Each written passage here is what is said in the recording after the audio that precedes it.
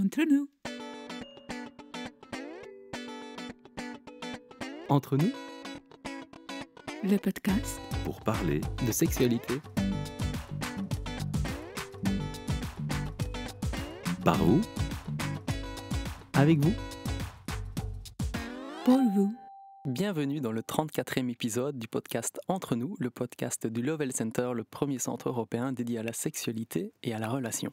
Alors aujourd'hui, j'ai le grand plaisir d'avoir au micro Alexandra Tassoul. Bienvenue. Merci Olivier, merci beaucoup de m'accueillir dans ton podcast. Et est-ce que tu peux te présenter en quelques mots ? Bien sûr, je suis Alexandra Tassoul, psychologue et sexologue, et surtout thérapeute de l'amour de soi. Et donc j'accompagne les hommes, les femmes, les couples, peu importe, en tout cas à cheminer vers l'amour de soi, l'amour des autres, sentir bien avec soi-même et bien dans ses relations en général. Voilà. Et d'ailleurs, si ça vous parle déjà, l'amour de soi, je vous invite à découvrir ce qu'Alexandra publie sur les réseaux sociaux, sur Internet. On voit que c'est sa passion, elle en parle avec beaucoup de nuances, de finesse, de détails auxquels on ne pense pas toujours. Parce que définir l'amour de soi, c'est pas toujours évident. Et quand c'est sa passion, évidemment, ça va permettre de guider les gens vers eux-mêmes et de rayonner au plus beau de leur plus belle énergie. Je vous invite à découvrir son site Internet qui sera dans les liens dans l'article du podcast. Est-ce que tu peux nous partager quelle est ton intention en enregistrant ce podcast ? Alors mon intention, c'est vraiment de partager mon histoire avec honnêteté et vulnérabilité. Parce que je pense qu'on a tendance dans la société à vouloir toujours montrer ce qui va bien, tout ce qui est beau, tout ce qui fonctionne. Or, on est tous des êtres humains, on a tous des difficultés, des mal-être. Et ça fait du bien aussi d'avoir du partage par rapport aux parts d'ombre, à la vulnérabilité, aux difficultés. Et c'est vraiment un message d'espoir que j'ai envie de transmettre parce que, avec toute ma vulnérabilité, je vais vous transmettre aussi qu'on peut y arriver et on peut s'aimer profondément alors que c'était pas gagné du tout.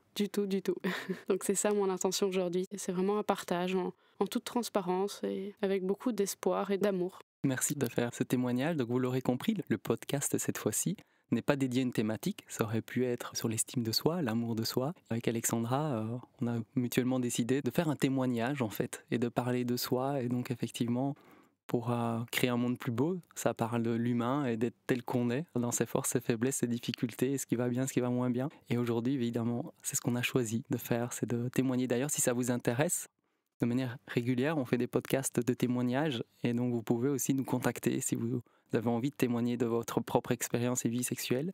Et juste avant de rentrer dans la thématique et ton histoire personnelle, est-ce que tu pourrais nous définir pour toi ce qu'est la sexualité, telle que tu l'aperçois aujourd'hui ?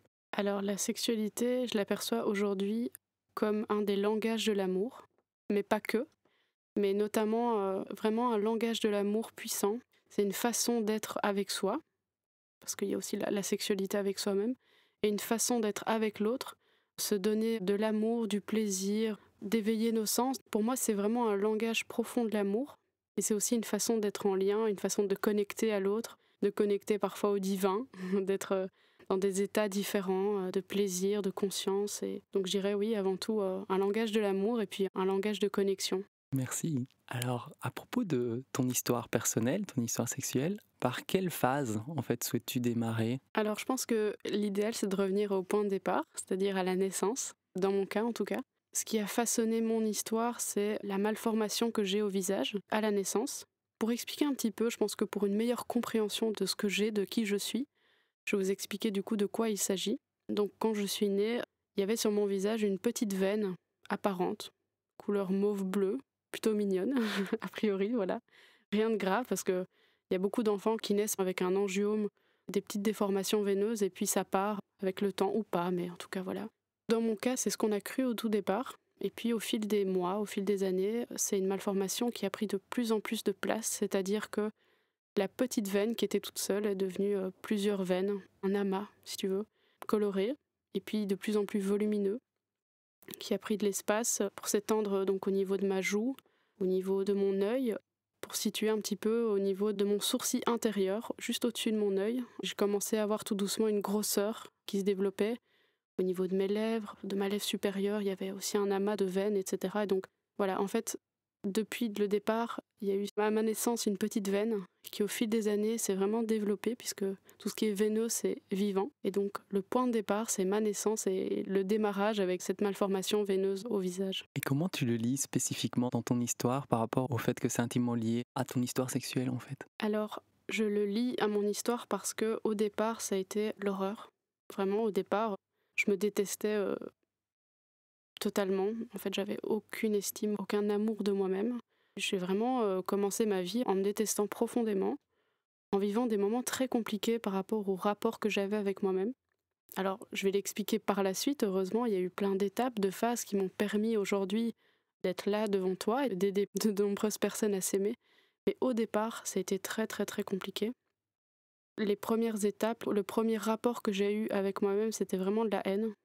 Je ressentais beaucoup d'injustice par rapport à cette malformation parce qu'en fait je comprenais pas pourquoi j'avais ça, ça sortait un peu de nulle part. C'est une maladie rare en fait. C'était pas connu par les médecins, c'était connu par personne et donc en fait j'ai fait toute une série de médecins partout en Belgique, personne ne comprenait de quoi il s'agissait, personne ne savait m'aider. Avec ma maman, on a vraiment cherché toutes les solutions possibles et imaginables, ne serait-ce que pour comprendre. Et puis on voyait que ça évoluait, donc on se sentait vraiment impuissante. Ce qui se passe, c'est que c'était aussi nouveau pour les gens. C'était totalement bizarre, en fait. Une enfant avec... Et puis là, aujourd'hui, tu me vois, j'ai beaucoup changé.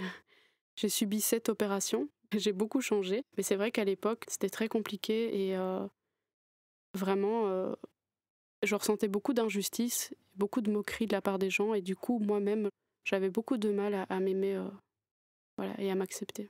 Dans cette première phase que tu partages, Alexandra, je ne sais pas la durée que ça a pris dans ta vie, évidemment avec cette opération, j'imagine qu'il y a eu de nombreuses années. Quand tu parles de ce que signifie l'amour, la sexualité pour toi, c'est un langage de l'amour. Et là, effectivement, tu parles d'incompréhension, d'injustice, de haine ou d'un désamour vis-à-vis de toi. On imagine le grand écart qu'il y a entre le point de départ où finalement tu as une énorme incompréhension vis-à-vis de toi, ton corps, et puis finalement de se dire la sexualité pour toi c'est un langage d'amour, et donc il y a eu un cheminement énorme en fait qui a dû suivre ce point de départ dans la vie qui est quand même très rude, qui a amené beaucoup d'épreuves j'imagine. Est-ce qu'il y a eu des éléments charnières qui ont modifié cet état? Alors oui, il y a vraiment eu beaucoup d'étapes, beaucoup d'éléments charnières. Effectivement, ça s'est fait au fil des années. Je dirais déjà qu'à mes 8 ans, il y a eu un événement charnière, c'est que j'ai enfin rencontré un médecin qui savait de quoi il s'agissait. Donc il était à Paris, il est venu à Bruxelles. C'était un jeune médecin et j'allais être la première personne qu'il allait opérer pour cette maladie. Et donc j'ai subi ma première opération à 8 ans. Et là, moi j'ai vu cet homme comme un sauveur en fait. Avec ma maman, voilà, on était hyper heureuses parce que la première opération a très bien fonctionné. Il a permis que la grosseur que j'avais au niveau de l'œil disparaisse et devienne une simple cicatrice. Et il a aussi permis de diminuer un tout petit peu le volume au niveau de ma joue. Et en fait ça, pour moi, ça a été énorme parce que ça a été un message d'espoir. Et j'étais déjà une guerrière, une battante dans ma vie parce que j'avais toujours l'impression que je devais prouver des choses et je devais me donner 2 fois plus pour montrer ma valeur. Mais là, je dirais que la haine était le moteur de ma force et à la haine s'est mêlé l'espoir. Je dirais que je me suis transformée en une petite guerrière. La première chose de mon cheminement, c'est que j'ai gagné en confiance en moi parce que j'ai vraiment tout donné, toujours, pour me surpasser, pour prouver. Donc, la base n'était pas des plus saines, dans le sens où ce que je voulais, c'était montrer que je valais quelque chose, que j'étais pas juste cette malformation, puisque forcément j'avais beaucoup de moqueries, beaucoup de jugements, beaucoup de rejets, sans même savoir qui j'étais au fond. Et je trouvais ça injuste, et donc là, je me suis, entre guillemets, battue pour prouver que j'étais quelqu'un quand même. Chaque fois que je faisais quelque chose, j'essayais d'exceller. Voilà, mon but dans la vie, c'était être la meilleure. Que je faisais du sport ou à l'école ou peu importe, quoi que je fasse, en fait, j'ai essayé de me donner à fond. Et ça a été vraiment un premier élément. C'est grâce à cette opération où j'ai, je pense, repris de l'espoir. Ça m'a donné une énergie. Et toutes ces réussites, tous ces accomplissements que j'ai faits au fil de mon adolescence, de mon enfance et de mon adolescence, ça m'a donné une grande confiance en moi. Donc je ne m'aimais pas, j'avais pas d'estime, mais au moins j'avais confiance en moi d'une certaine manière, dans certains domaines. Et ça, c'était déjà vraiment énorme. Ça m'a déjà donné une belle énergie. Ça a déjà été un moment charnière, je dirais. Comme tu le sais, en tant que sexologue, le rapport au corps a énormément d'importance sur la sexualité d'une personne. Et donc le début est orienté avec ce que les gens voient en premier, le visage en fait. Quand on se souvient de quelqu'un, on a d'abord une mémoire visuelle de reconnaître le visage. D'ailleurs, il suffit parfois de changer un homme se déguise en femme ou une femme en homme, ou bien au carnaval, ou changer de coiffure, ou maquiller, et on reconnaît parfois pas quelqu'un. Donc le visage est extrêmement fort. Et d'un autre côté, il y a tout le reste du corps. Quelle était la place pour toi du reste du corps, et entre autres la partie génitale ou le reste de ton corps féminin? Quel était ce lien? Alors, justement, c'est bien que tu viennes avec cette question-là parce que j'ai aussi développé un peu une obsession par rapport à mon corps. Bon, c'est un peu triste à dire, ou voilà, en tout cas c'est ce qui s'est passé, c'est que je me disais, bon, bah, j'ai déjà pas un joli visage, alors il faut au moins que j'ai un beau corps. Tu vois ce que je veux dire? C'est un peu... voilà, j'essayais de miser, entre guillemets, sur le reste, et donc effectivement, j'ai un peu eu un rapport au corps compliqué. Je me sentais grosse, pas belle, etc. De manière générale, mais j'essayais d'avoir un contrôle sur mon corps, de compenser avec d'autres aspects, et je pense que du coup, la sexualité, dans ses débuts, c'était pas tourné vers moi, c'était tourné vers l'autre. Donc mon propre bonheur, mes propres envies, mes propres désirs, je les prenais pas du tout en compte forcément. C'était plutôt un moyen d'être aimé par l'autre, ou d'augmenter ma valeur pour l'autre, sans que ça n'aille dans des excès, mais en tout cas, c'est clair que je me suis jamais moi-même mis au centre de ma sexualité à ce moment-là. Tu parles de haine et d'espoir qui se mélangent, ensuite un sentiment d'handicap où tu ressens le besoin de compenser, et finalement ce rapport au corps où je me demande comment s'est passé à l'intérieur de toi cette notion d'attirance que tu peux avoir vis-à-vis de toi et des autres, et le sex appeal, tu vois, le côté d'avoir une certaine fierté malgré tout et de se sentir attirant. Dans le rapport à l'autre, il y a quand même ça, il y a l'apparence ou le rejet, l'ouverture ou la fermeture, l'ouverture ou la peur, et donc c'est omniprésent finalement dans ta vie avec ce rapport au corps, qui est quand même notre premier ancrage et présence à l'autre et à soi. Alors ce que j'ai pu observer avec le recul, avec les années, c'est que, en fait, donc moi je ne m'aimais pas et je ne me sentais pas attirante, et j'étais pas non plus forcément attirée par les autres. En fait, c'est quand tu as une blessure de rejet, on voit, hein, Lise Bourbeau, tu vois, elle explique le triangle, c'est je me rejette, les autres me rejettent et je rejette les autres. Et moi j'étais un petit peu dans ce rapport-là par rapport aux autres, c'est-à-dire que je me jugeais, mais je pense aussi que je jugeais les gens. Donc physiquement, je veux dire, hein. J'étais assez critique. Bon, heureusement, j'ai jamais fait de remarques désobligeantes à qui que ce soit. Mais je sais que moi, par exemple, j'avais un focus sur les jambes. Voilà, il faut absolument avoir des fines jambes, etc. Le truc que je regardais chez les gens, c'était leurs jambes. Et j'étais critique, entre guillemets. Je me disais, ok, etc. Je me sentais pas attirante, je me jugeais, et en même temps, je voyais pas le côté attirant chez les gens. Et je les jugeais d'une certaine façon. Et encore une fois, je le dis, c'était dans ma tête. Et après, il y avait toujours cette échelle où je les trouvais quand même mieux que moi. Mais le rapport, je veux dire, sain, d'attirance, d'amour, etc., je pense pas qu'il était présent à ce moment-là. Quelle a été l'étape suivante dans ton parcours? Alors, l'étape suivante, qui s'étale sur plusieurs années, c'est que je te disais, à 8 ans, je me suis fait opérer pour la première fois. Ça a fonctionné, c'était génial, voilà, c'était un beau message d'espoir. Et ensuite, au total, je me suis fait opérer donc 7 fois, dont seulement 2 fois où on a eu des résultats. Donc la première et la dernière fois, ça a fonctionné. Toutes les autres fois, ça n'a pas fonctionné.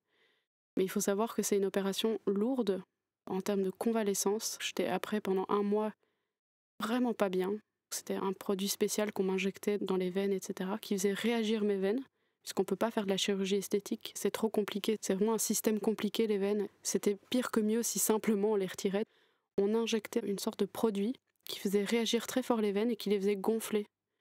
Pendant 1 mois, je me retrouvais le visage totalement déformé, 2 fois plus gonflé que d'habitude, et c'était très très très douloureux. J'avais à peine mangé, à peine passé un spaghetti dans ma bouche. Ce que je t'explique là, c'est qu'il y a eu 2 opérations qui ont fonctionné, et le reste n'a pas fonctionné. C'était beaucoup d'espoir que j'avais posé, et ensuite j'ai dû me faire à la réalité. Voilà, même si j'avais très envie que ça fonctionne, ça n'a pas fonctionné la majorité du temps. Et en fait, au fil des années, donc la dernière opération que j'ai eue, je l'ai eue à, je pense, 21 ans. Je me suis vraiment dit qu'il était temps d'arrêter de me battre. Je t'ai parlé de la guerrière en moi. Elle a pris beaucoup de place. Je me suis beaucoup battue, donc j'avais, comme je t'ai dit, beaucoup de haine, etc., qui m'a donné une force et beaucoup d'espoir. Enfin bref, j'étais dans un combat, en fait, un combat contre moi-même, par rapport à mon corps, comme je te l'ai dit, etc., et aussi par rapport à cette malformation que j'essayais de combattre avec des opérations, quoi, qui étaient super dures. J'ai dû en fait arrêter parce que je devais être juste réaliste et me rendre à l'évidence, ça ne fonctionnait pas. J'ai juste décidé de m'accepter, juste, entre guillemets. Ça a été juste énorme, ça m'a pris des années, mais l'étape d'après, donc après avoir augmenté ma confiance en moi et m'être donné, entre guillemets, un moteur pour prouver, pour compenser, etc. J'ai décidé d'arrêter de me battre et vraiment de m'accepter pleinement telle que j'étais. Et ça, c'est vrai que ça a été vraiment une étape énorme dans mon parcours. Merci. Une fois que quelque part, tu arrêtes de te combattre, en fait, comment se passe cette transition, la rencontre vers toi-même et vers les autres? Alors, ce que ça a changé, c'est que j'essayais plus trop de me cacher, puisque, comme je te le disais, j'étais vraiment une enfant qui frôlait les murs, etc., une adolescente pareil. Là, j'essayais plus de me cacher, j'essayais juste de dire, bon, je suis moi, je suis Alexandra, je suis comme ça, j'ai cette malformation, c'est comme ça. Donc, déjà, la première chose, c'est que j'ai arrêté de me cacher de qui j'étais, et j'ai cherché à rencontrer des personnes qui m'acceptaient aussi, puisque forcément, quand on ne s'aime pas, on attire aussi des personnes qui nous aiment pas, et qui nous renvoient les parties de nous-mêmes qu'on aime le moins, qui nous confirment en fait ce qu'on pense de nous. Et donc je pense que déjà j'ai cherché à rencontrer des personnes qui m'acceptaient, qui étaient plus ouvertes, plus tolérantes. Et ça, c'est ce que ça a changé en tout cas dans mon rapport aux autres et dans mes relations. C'est vraiment de pouvoir juste dire, voilà, je suis qui je suis, c'est comme ça. C'était pas encore de l'amour de moi, c'était pas encore de l'estime de moi, mais au moins je m'acceptais déjà, au lieu de me haïr, etc. Là, tu as déjà plus de 20 ans. Quelle est la place finalement de ta sexualité dans ce rapport au corps? Comment elle émerge en fait, ou comment tu l'accueilles, comment elle s'exprime, comment tu la fais vivre, ou est-ce qu'il y a aussi ce rejet vis-à-vis de cette partie de toi, ou en combat ou en guerrière, ou bien elle a une place différente dans ta vie? À ce moment-là, je me pose aucune question sur ma sexualité. En fait, voilà, je me demande pas ce que j'aime pas, ce dont j'ai besoin, ce dont j'ai pas besoin, mes désirs, etc. Je la vis comme ça, comme quelque chose qu'on te dit, tu dois marcher pour aller à tel endroit. On me dit, je le fais, je le fais. On me dit, c'est normal d'avoir de la sexualité dans un couple. J'ai de la sexualité. J'y prends pas de plaisir, ou en tout cas, je m'y retrouve pas parce que je suis pas connectée, en fait. Je le vis sans le vivre pleinement, je dirais. C'était, voilà, en tout cas, sans me mettre moi au premier plan et sans m'écouter. Et comment ensuite tout ça se transforme? Alors la suite, c'est un mélange d'événements et de rencontres et de prise de conscience, de travail sur moi, beaucoup. J'ai fait des études de psycho, j'ai fait des études de sexo. J'ai beaucoup essayé de travailler sur moi-même et de réfléchir. Et donc, tout ça, ça a vraiment nourri mon évolution et mon chemin vers l'estime de moi et l'amour de moi. Mais je dirais que ça s'est fait en parallèle. Mon estime de moi-même a commencé à augmenter parce que j'étais avec des personnes qui me valorisaient et moi-même, j'arrivais en fait à reconnaître ma valeur. Je réussissais bien à l'université, j'avais des personnes qui voyaient mes potentiels, etc. Et en fait, tout ça, ça se nourrit. Parce que quelque chose que j'ai vraiment envie de partager aujourd'hui, c'est que le travail d'estime de soi, d'amour de soi et de confiance en soi, c'est un équilibre à trouver entre soi et entre l'autre. C'est vraiment, j'ai ma responsabilité, mais il y a aussi une aide possible, une responsabilité de l'autre. Personnellement, je commençais à prendre conscience de ma valeur parce que je réussissais, parce que je faisais des chouettes choses, parce que les gens me valorisaient. Et en fait, à la fois moi je reconnaissais, à la fois je prenais conscience et à la fois j'avais des retours positifs. J'ai notamment eu un mentor comme ça à l'université qui m'a vraiment beaucoup valorisé, qui a cru en moi, qui m'a tiré vers le haut, qui m'a donné des responsabilités. J'ai eu plusieurs personnes comme ça sur mon chemin qui ont vraiment placé leur confiance en moi, qui m'ont dit « Ok, c'est bon, je te sens super compétente, etc. On va y aller ». Tout ça, ça a vraiment nourri mon estime. Et puis moi-même, je me suis dit, oui, au fait, je suis quelqu'un de bien, quoi. J'ai de la valeur et tout ça, c'est chouette. Ça s'est fait au fil des années. Dans ma relation à moi, les prises de conscience que j'avais, plus les personnes qui m'entouraient, qui étaient vraiment super bienveillantes, etc. Et en parallèle à ça, en fait, le fait de prendre conscience que je suis quelqu'un qui a de la valeur, ça m'a aussi fait prendre conscience que j'ai des limites, que j'ai des besoins, que j'ai des envies. Et j'ai commencé tout doucement à les écouter. Et ça m'a permis de m'affirmer. Donc là, je me suis rendu compte que j'étais dans une relation, par exemple, qui me convenait pas. Où je me suis dit, en fait, c'est ça l'amour. En fait, c'est ça que je veux. En fait, c'est ça. Et là, j'ai commencé tout doucement à m'écouter et à faire des choix pour moi. Ça a été aussi la première étape par rapport à l'amour de moi. C'est de me respecter. Déjà, j'avais pris conscience que j'avais de la valeur, que j'étais quelqu'un de bien. À ce moment-là, je me suis dit, ok, qu'est-ce que j'aime, qu'est-ce que j'ai besoin. Et là, j'ai commencé à me respecter, à prendre en considération mes envies, mes besoins, et poser des choix concrets pour les respecter. Donc concrètement, une rupture par exemple. Se dire, ok, cette personne, en fait, elle est très bien, mais elle n'est pas pour moi. Parce qu'en fait, ça ne répond pas à mes besoins. L'amour de soi, c'est pouvoir faire passer ses besoins avant les désirs des autres. Alors que l'égoïsme, c'est faire passer ses désirs avant les besoins des autres. Je vais répéter ça. L'amour de soi, c'est faire passer ses besoins avant les désirs des autres. Et c'est ce que j'ai fait concrètement. pour la première fois, là, je commençais à faire passer mes besoins, ce qui était important pour moi, avant les désirs des autres. Et là, dans ma sexualité, voilà, j'ai totalement changé, quoi. En fait, je me suis vraiment posé des questions. Je me suis dit, mais en fait, qu'est-ce que j'ai envie? Qu'est-ce qui est important pour moi? Qu'est-ce qui me plaît? Quelles sont les personnes qui m'attirent? Est-ce que c'est un homme? Est-ce que c'est une femme? Est-ce que c'est les deux à la fois? Enfin, pas les deux en même temps, mais dans le sens, est-ce que c'est les deux à la fois? Ou encore, ça pourrait être les deux en même temps, peu importe. Mais c'est le fait de se poser déjà la question et de respecter aussi ce que j'ai découvert sur moi. Ça m'a vraiment aidée. C'était aussi un premier acte, je dirais, d'amour de moi-même. Merci de tous ces partages, c'est très intéressant de faire cette distinction entre désir, besoin, amour de soi, égoïsme, et puis de voir qu'il y a un cheminement parallèle entre ta vie externe et la vie aussi sexuelle, que les deux sont intimement liés, que tu commences à être créatrice en fait à ce moment-là, de qui tu es aussi dans ta vie affective et sexuelle, et d'écouter tes besoins et de te poser tes questions. Et quelles sont les questions que tu as eues et les réponses en fait, qui ont peut-être été clés dans ce cheminement et qui peuvent aider peut-être les auditeurs, auditrices? Je pense que la question que j'avais, c'était est-ce que je suis aimable exactement telle que je suis? Là, je te dis, j'arrivais à avoir confiance en moi, j'arrivais à m'estimer, mais au niveau de l'amour de moi-même, c'était en chemin, mais c'était pas total. Tu vois, c'était pas un amour inconditionnel de moi-même. C'est-à-dire que j'arrivais à aimer mon corps un peu plus, j'arrivais à aimer mes yeux, mes cheveux, etc. Mais j'aimais toujours pas mon visage. Je l'acceptais, mais je l'aimais pas. Ma question, c'était toujours, est-ce que je vais un jour trouver, est-ce que je vais un jour m'aimer pleinement? Est-ce que quelqu'un va un jour m'aimer pleinement? Voilà, c'était plus ou moins ces questions-là. Il y en avait d'autres, mais en tout cas, me concernant, c'était vraiment ça. Et là, j'ai fait une rencontre d'une personne qui, justement, c'était un énorme moment charnière par rapport à mon amour de moi-même, c'est que cette personne, elle a vraiment aimé qui j'étais pleinement. Donc c'était limite un atout, voilà. Mon visage, ma malformation, à ses yeux, c'était la plus belle chose du monde, c'était magnifique, c'était beau, c'était la vie, c'était... Et en fait, elle l'a aimé pleinement qui j'étais avec cette malformation. Et quand je l'ai vue m'aimer comme ça, je me suis dit, oui, en fait, je suis aimable. Mais oui, en fait, c'est beau. Oui, en fait, il n'y a pas de problème à être différent. Je peux m'aimer pleinement et inconditionnellement.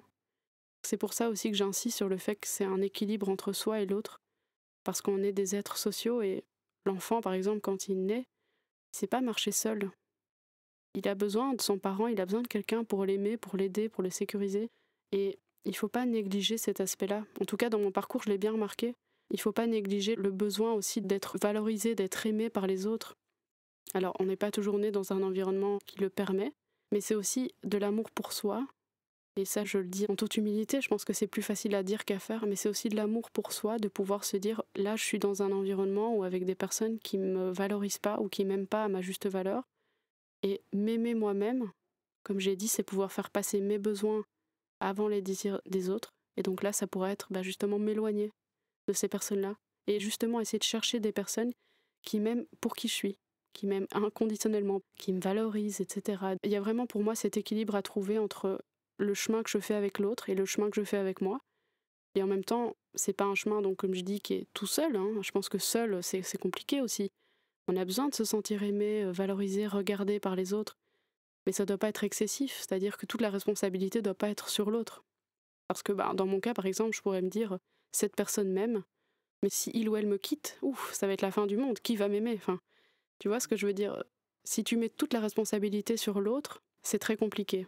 Et à la fois, toute la responsabilité sur toi-même, c'est pas possible. C'est un petit peu un équilibre à trouver entre cette relation et cette co-création de l'estime et de l'amour de soi. Quand on s'est rencontrés il y a quelques jours, tu disais effectivement, on est un animal particulier, l'être humain qu'on est, mais évidemment, on n'est pas autonome, on ne sait pas marcher, on est dépendant finalement du réseau qui est autour de nous, de nos parents ou des personnes qui prennent soin de nous, contrairement à certains animaux, ils naissent et puis ils galopent. On est des êtres relationnels avant tout. Et sur ton parcours, il y a eu des personnes clés. Tu parlais du chirurgien qui t'a donné espoir, ce mentor à l'UNIF qui t'a donné confiance et plus de valeur à toi-même, une rencontre amoureuse qui te permet de t'aimer davantage et de se rendre compte qu'on peut être cette personne en fait pour soi et pour les autres, et qu'en fait à chaque instant de notre vie, on a un rôle presque essentiel et critique dans le sens fondamental pour soi et pour les autres. On peut être, sans le savoir, un mentor, quelqu'un d'inspirant qui témoigne de par une manière d'être, un amour fort. C'est beau de le reconscientiser, en tout cas merci de le partager, parce que c'est vrai que choisir les personnes autour de nous, c'est fondamental pour se faire du bien.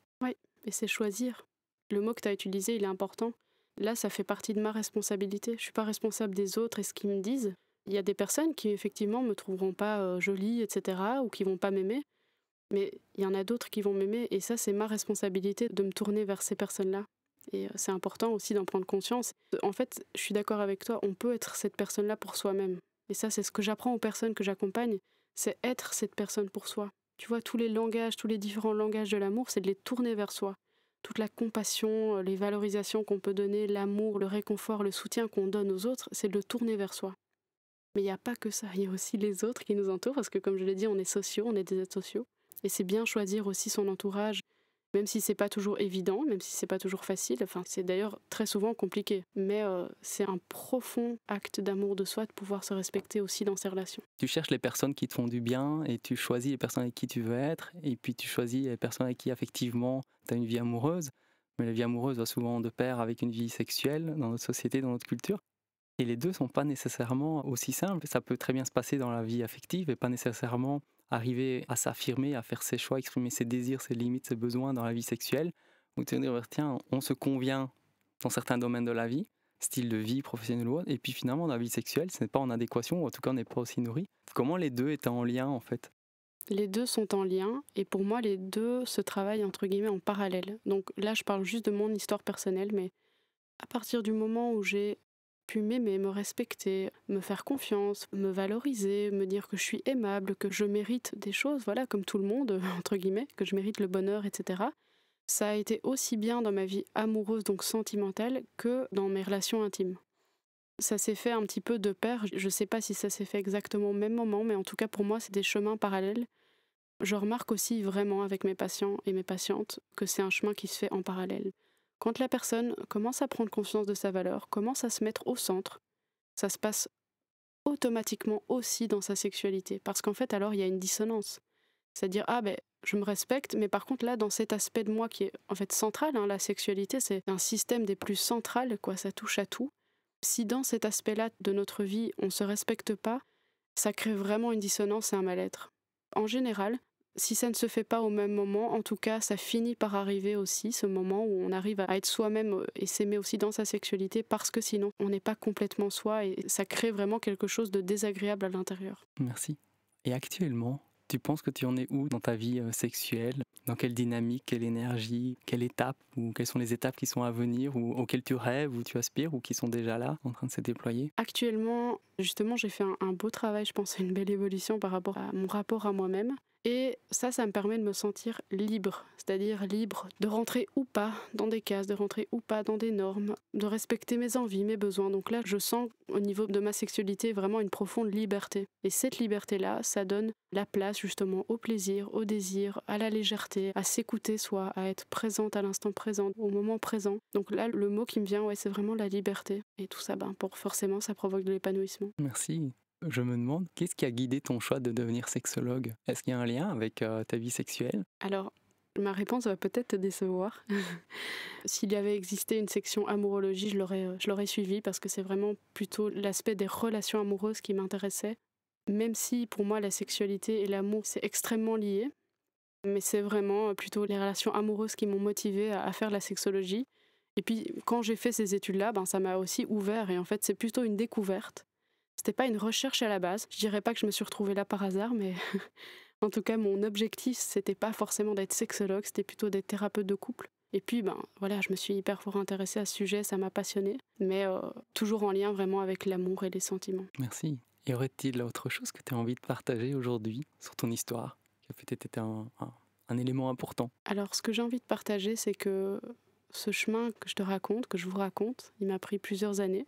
Et je l'ai peut-être fait un petit peu à l'envers, en tout cas un petit peu par-ci par-là. C'était des étapes décousues. C'est seulement avec du recul que je peux mettre des mots et que je peux évaluer, que je peux voir tout ce qui s'est produit. Mais aujourd'hui, il est plus nécessaire, je pense, de faire tout ce chemin, de passer par toutes ces étapes. Et je pense que ce que j'ai pu voir dans les études scientifiques qu'on a faites à l'UCL ou dans mes consultations, dans mes accompagnements, c'est qu'en fait, l'amour de soi, c'est la clé. Que ce soit pour avoir confiance en soi, pour avoir une bonne estime de soi, pour pouvoir s'affirmer, oser, c'est déjà juste de s'aimer inconditionnellement, quoi qu'il arrive.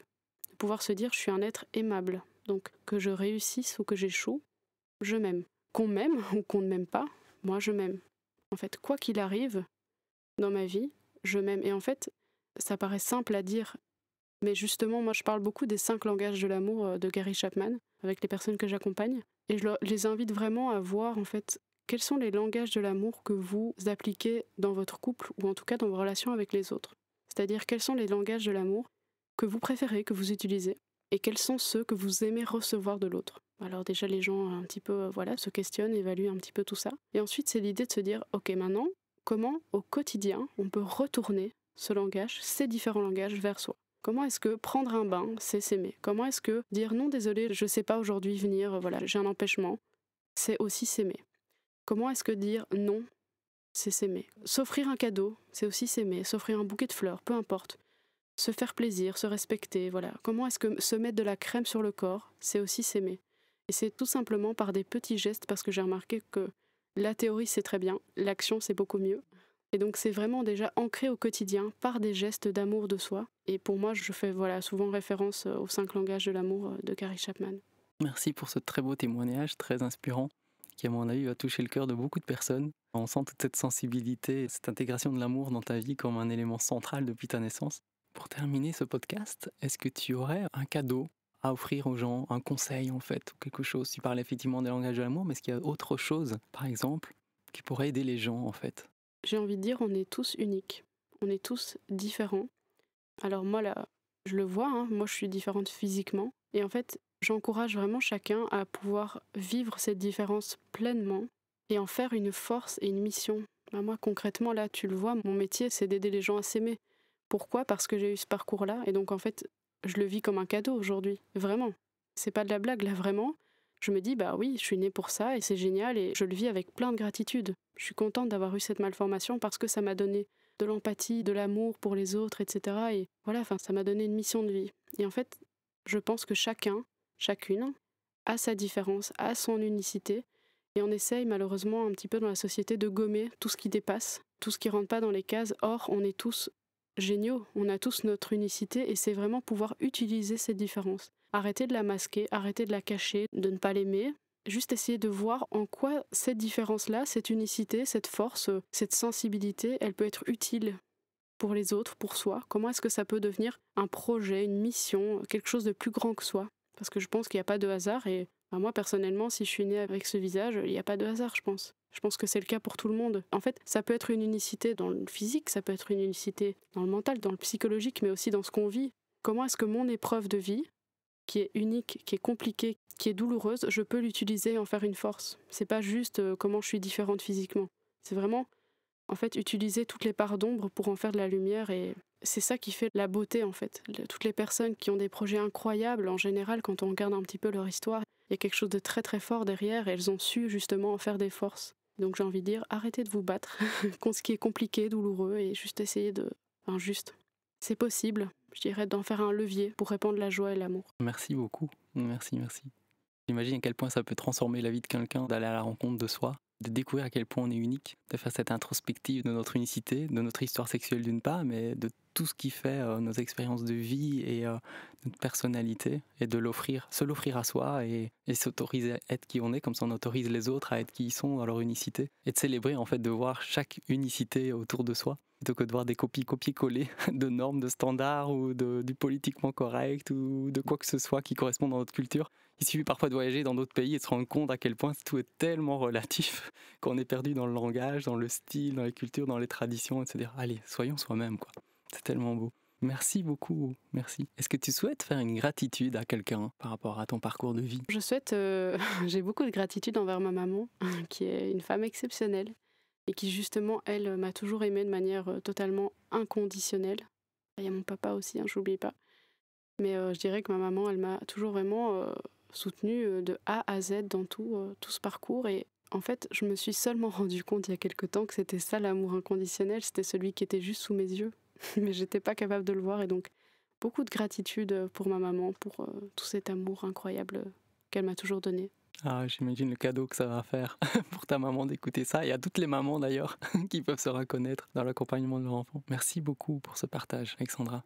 Merci surtout à toi, Olivier, d'exister, de faire ce podcast qui est juste incroyable, magnifique. Et tu vois, là, clairement, tu partages beaucoup d'amour. Et je pense que tu dois aussi en recevoir, parce que c'est ce qui est normal, entre guillemets. Enfin, moi, j'ai envie en tout cas de t'en donner beaucoup. Et j'invite vraiment chaque personne qui écoute ce podcast à simplement se positionner, voir si c'est juste dans leur cœur ou pas, de te soutenir aussi. Parce que je pense que c'est ça aussi l'amour, c'est donner, recevoir. Ben, sachez simplement que pour financer ce podcast, pour qu'il existe, il y a besoin d'avoir des dons, il y a besoin d'avoir des gens qui justement soutiennent d'une manière monétaire, financière. Donc si ça vous tente, si ça vous parle, si vous sentez que c'est juste pour vous, que vous avez ce besoin, cette envie, n'hésitez pas aussi à soutenir le magnifique podcast d'Olivier. Il y a toutes les informations sur le site internet, alors même 2 €, 3 €, peu importe, mensuellement ou pas, ce qui semble juste pour vous, mais simplement n'hésitez pas aussi à aller soutenir son podcast qui est vraiment juste un bel acte d'amour en soi. Merci. Entre nous. Entre nous, Le podcast. pour parler de sexualité. Par vous, avec vous. Pour vous.